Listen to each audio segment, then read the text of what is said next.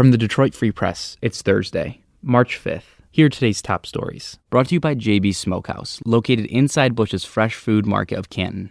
JB's offers a range of authentic barbecue favorites, and with more than 30 Michigan craft beers on tap, trivia, and live music every Friday night, JB's is sure to become your new favorite barbecue spot. For the Detroit Free Press, I'm Meredith Spellbring. Stock up on extra sleep while you can, because on Sunday you'll get 1 hour less. March 8th marks the start of Daylight Saving Time, or Spring Forward. At 2 a.m. on Sunday, clocks need to be changed to 3 a.m. local time. Luckily, most cell phones and other devices will automatically change on Sunday, but don't forget to manually change other household clocks. Before springing forward, make sure you take additional steps to make the transition just a little easier.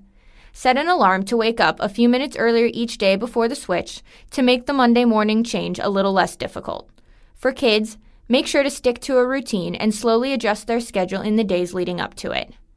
The change isn't always easy on the heart, either. Studies show a 25% increase in the number of reported heart attacks the Monday after Spring Forward compared to other Mondays throughout the year. For more fun facts and tips to make the time change a little easier, head to freep.com. I'm Susan Tompor, and I'm a columnist at the Detroit Free Press. The health crisis surrounding the coronavirus remains worrisome as cases have spiked in the United States. The potential for an economic crisis exists as well. Investors are flocking to bonds, driving down interest rates. But homeowners may have a bit of an edge here and may be able to lock in mortgage rates at near record lows. The average 30-year mortgage was 3.71% last week, close to the 3.5% record level. It's well below the 4.5% average in February 2019. But before you refinance, do your homework. Compare fees and the costs of refinancing. Think about how long you plan to stay in the home. And remember, ultra-low rates aren't guaranteed to last a long time. Right now, though, the health crisis is putting markets on edge and giving homeowners with mortgages of 4.5% or higher a good reason to think about refinancing. This is Todd Spangler, Washington correspondent for the Detroit Free Press. Michigan's Democratic primary next Tuesday will be the first test in what has essentially become a two-man race. Former Vice President Joe Biden has seen a surge in momentum, winning South Carolina and then 10 states, including Texas, on Super Tuesday. Meanwhile, Vermont Senator Bernie Sanders comes in as the presumptive favorite, having won Michigan over Hillary Clinton 4 years ago. Mike Bloomberg dropped out Wednesday, endorsing Biden. And while Massachusetts Senator Elizabeth Warren is still in the race, it's uncertain how long she'll remain. She lost her home state to Biden on Tuesday. Expect to see both Biden and Sanders in the state in coming days and ads to hit the airwaves.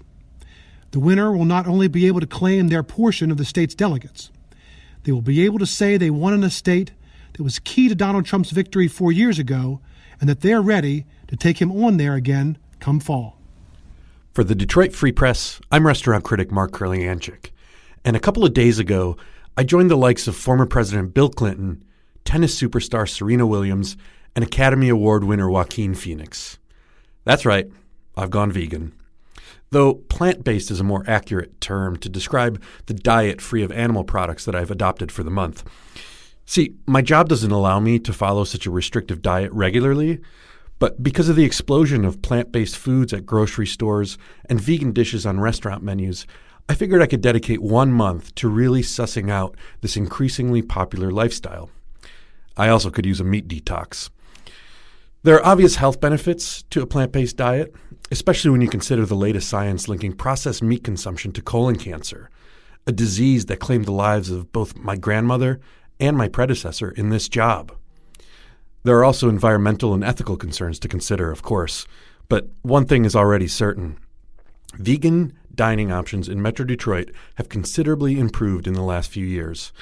The vegan Big Mac I had for lunch today from Chili Mustard Onions, an all-vegan Coney Island in Detroit's Brush Park, is proof positive of that. I hope you'll follow me on my plant-based journey on our Eat, Drink, Freep Facebook group and at freep.com. I'm Kirkland Crawford with the Free Press Sports Department and an update on Big Ten basketball. With Michigan State's win and Maryland's loss on Tuesday, the Spartans are in the driver's seat to claim at least a share of the Big Ten regular season title for the third straight year. And if that happens, the Spartans will be the number 1 seed in the conference tournament next week in Indianapolis. As for Michigan, the Wolverines host lowly Nebraska tonight at Chrysler Center. A win tonight over the Cornhuskers and Sunday at Maryland would get Michigan as high as the number 7 seed in the tournament. But don't look too hard past Nebraska. It's Michigan's senior night, and Juwan Howard's team hasn't exactly been the epitome of consistency this season. But this is a perfect chance for the Wolverines to fix some issues and end their 2-game losing skid. To get more from the Detroit Free Press, download our mobile app on your phone, tablet, or any other mobile device. You can find the latest news, sports, photos, weather, traffic, and more. You can even sign up for notifications to get alerts on news and game updates sent right to your mobile phone or tablet. See you tomorrow.